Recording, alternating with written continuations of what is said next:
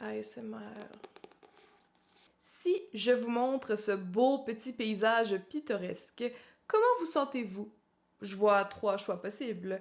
Soit vous avez envie d'ouvrir Airbnb puis de vous louer un chalet, soit vous vous demandez what the fuck, ou bien vous ressentez en vous une angoisse qui vous prépare au choc d'un screamer. Vous inquiétez pas, vous êtes safe avec moi.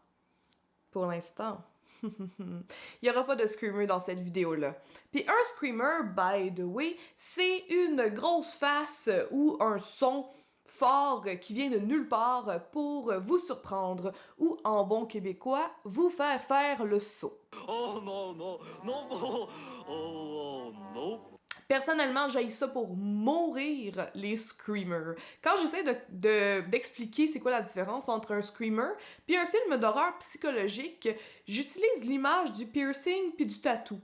Dans le fond, le screamer, c'est un petit peu comme un piercing.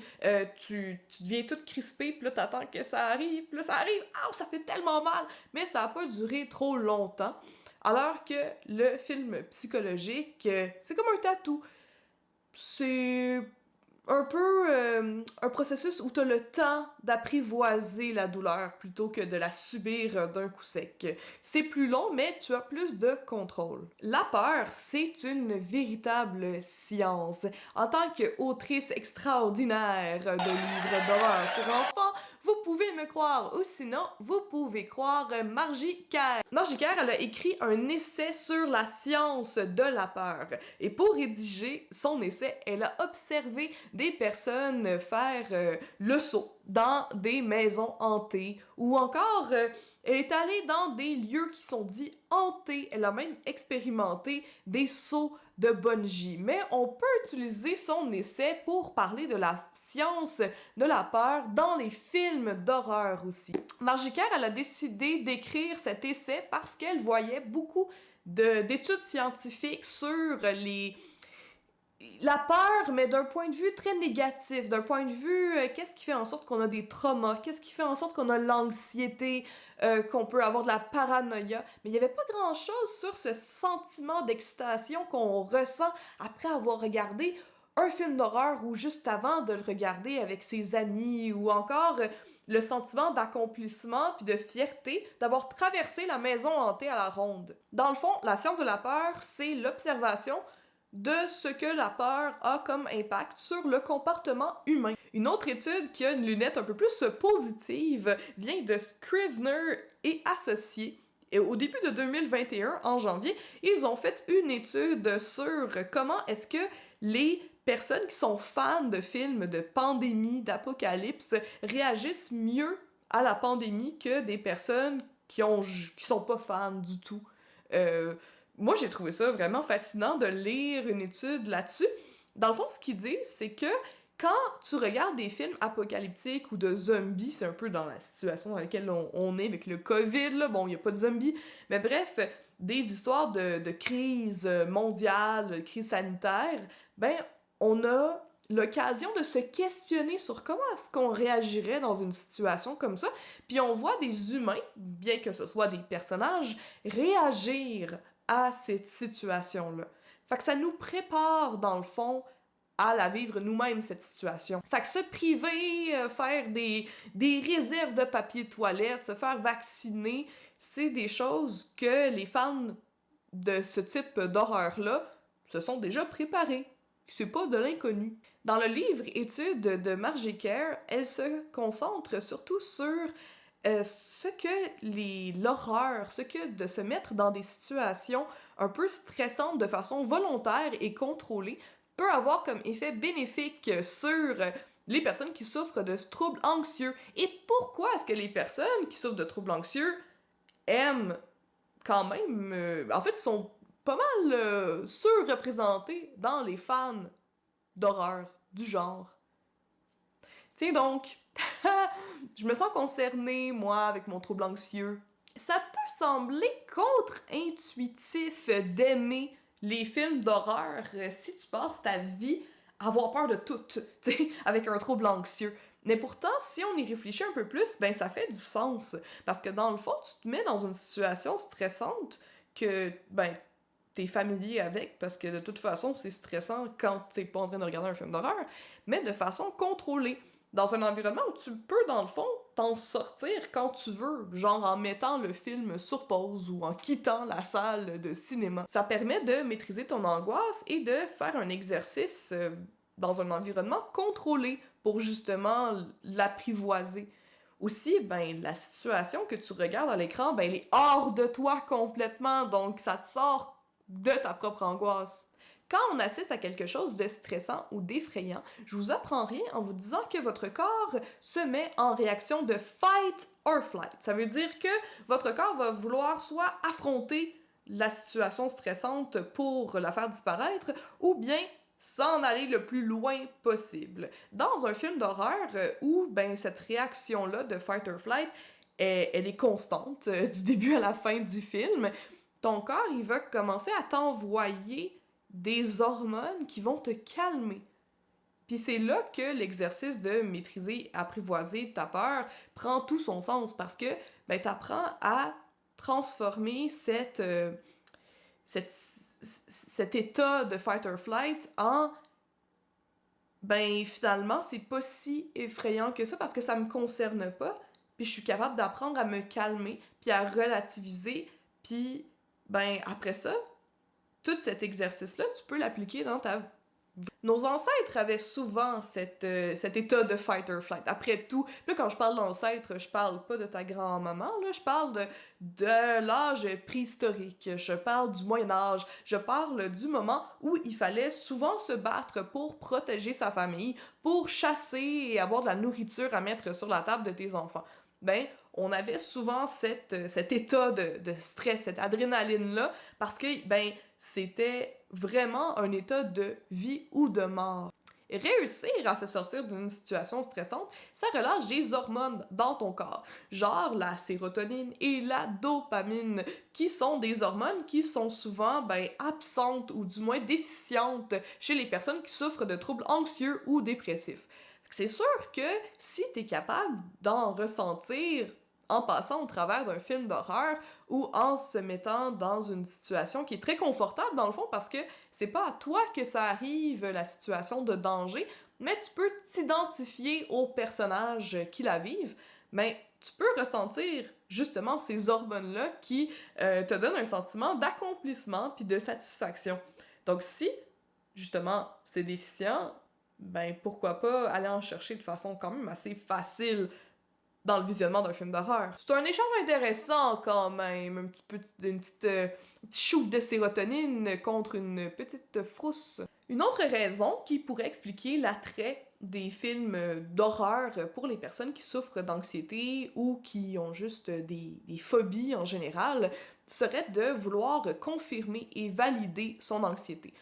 Ils vont pouvoir pointer Massacre à la tronçonneuse puis dire ben, vous voyez, j'avais raison d'avoir peur. Le monde, c'est des estis de malades avec des tronçonneuses. Et je trouve ça un petit peu moins sain que ce dont on vient de parler.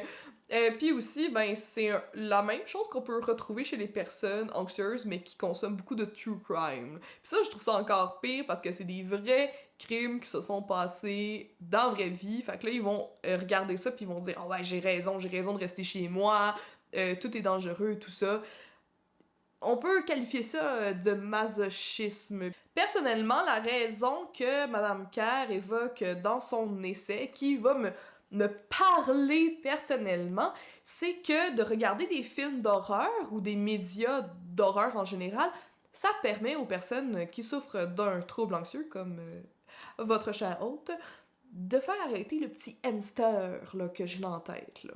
Parce que pour vous donner une idée, un trouble d'anxiété généralisée, c'est comme si ton petit hamster, que tout le monde a, tu sais, tout le monde fait de l'anxiété, tout le monde fait de l'angoisse, mais ton petit hamster là, qui tourne dans ta tête, là, ben moi, c'est comme s'il avait pris des shakes protéinés, là, comme il buvait des gourous, là, pis comme, il peut pas s'arrêter de spinner, là, c'est sa vie, il y a un problème de dépendance au spinach, et puis de regarder un film d'horreur, ben ça l'arrête un petit peu, ça le force à arrêter.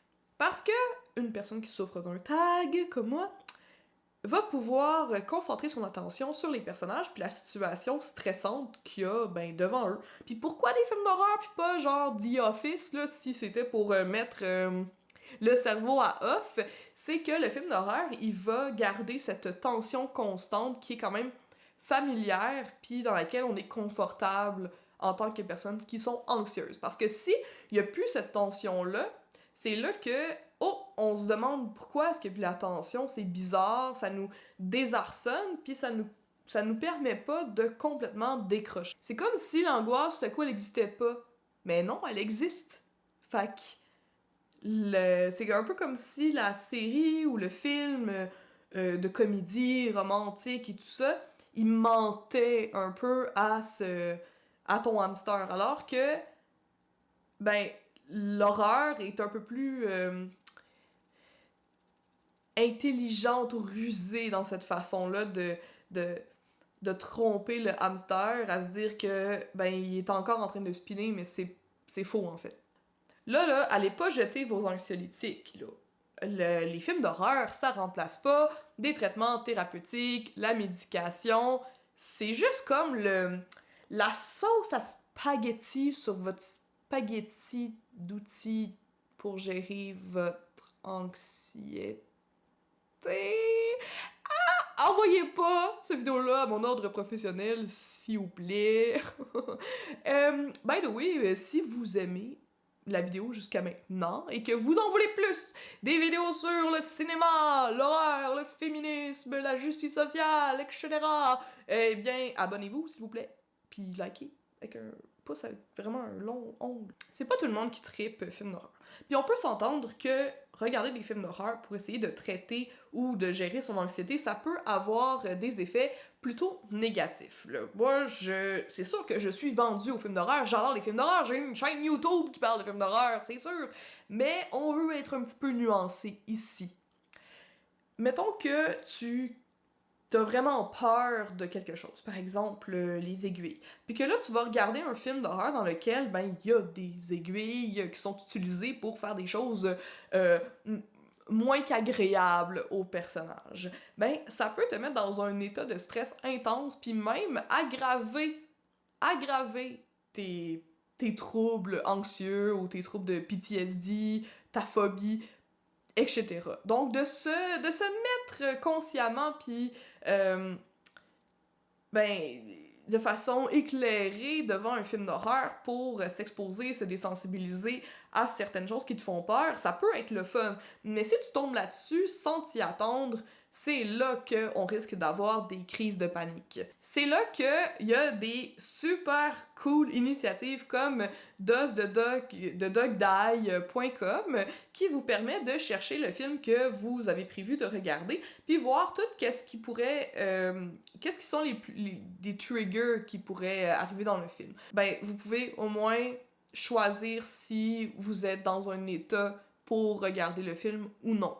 Le site va être dans la description, là, comme d'habitude, puis je vous invite à aller le regarder, pour vrai, c'est vraiment nice. Il faut aussi tenir en compte que c'est pas tous les genres, les sous-genres de l'horreur qui peuvent vous convenir. Puis ça, c'est tellement normal, parce que là, je suis sûre qu'il y a des personnes qui regardent la vidéo puis qui sont comme, ok, c'est des points intéressants de vouloir comme gérer mon anxiété puis voir si je peux me mettre dans un peu contrôler mon angoisse, tout ça, c'est quelque chose qui vous intéresse à essayer. Mais en même temps, vous êtes genre, Amélie, excuse, mais j'haïs ça, les trucs sanglants, pis moi, le gore, là, des yeux qui sortent de la bouche, là, d'un gars, là, c'est dégueulasse, je veux rien savoir de tout ça. C'est correct. Pis, tu sais quoi? Il y a plein de sous-genres de l'horreur qui existent. Faut juste trouver celui qui vous convient le mieux. Il y a des films de fantômes, des films de zombies, les slashers, il y a plein de types de films différents. Moi, personnellement, ce que je trippe au niveau de... je sais que ça convient bien à mon anxiété, mais tu sais, je veux dire, je regarde pas juste des films d'horreur pour gérer mon anxiété, là, j'aime ça, là, en général. Moi, c'est les films psychologiques que j'aime. Voilà, t'as pas besoin de regarder tous les genres de films ou de aimer tous les sous-genres de films d'horreur pour aimer de l'horreur ou pour regarder un film d'horreur. Personnellement, j'haïs ça les films de zombies, ça me parle pas du tout. Est-ce que ça fait de moi une personne moins fan d'horreur qu'une autre personne? Ben non, là. Puis si c'est ça que tu penses, fuck you, Chris, tu gatekeep. Est-ce que vous aimeriez ça que je fasse une vidéo sur tous les sous-genres d'horreur puis qu'est-ce qui les différencie? Vous pouvez me le demander dans les commentaires. C'est tout pour aujourd'hui pour la vidéo. J'espère que ça vous a plu puis que ça vous a fait réfléchir. Encore une fois, moi je vous conseille le livre de Margie Keer, là, c'est vraiment intéressant.